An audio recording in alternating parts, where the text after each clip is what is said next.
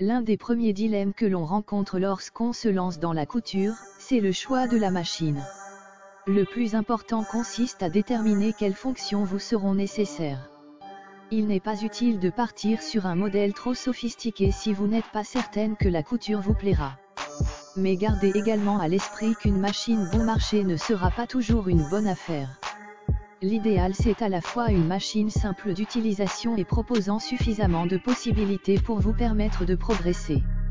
Pour bien choisir sa machine à coudre, il est important de prendre en compte ses désirs créatifs et le temps que l'on souhaite y consacrer, occasionnel ou régulier, reprise, habillement, décoration, patchwork, broderie ou encore le type de tissu que l'on souhaite travailler. Vos projets vous guideront dans le choix de votre machine à coudre. Quel que soit le budget que l'on souhaite investir ou l'usage que l'on attend de sa machine à coudre, elle doit proposer les points de couture de base, points droits, points zigzag et boutonnières, de préférence automatique en un temps, à défaut en 4 temps. Attention, la mention « boutonnière en 4 temps » signifie que vous devez changer 4 fois vos paramètres de couture afin de coudre les 4 côtés de la boutonnière. Sur une chemise, cela peut être fastidieux.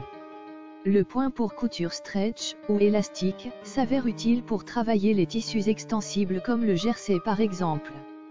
Enfin, le point de surjet, aussi appelé point overlock, permet de réaliser des ourlets de bonne facture, même si un point zigzag serré près du bord peut aussi faire l'affaire.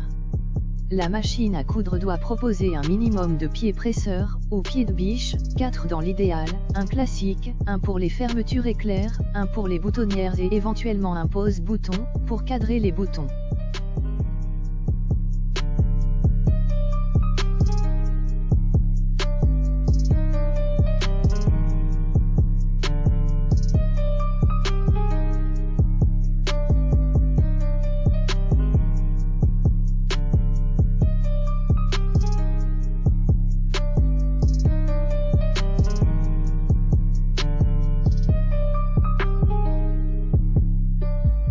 Yeah, I'm trying things. You tried it too.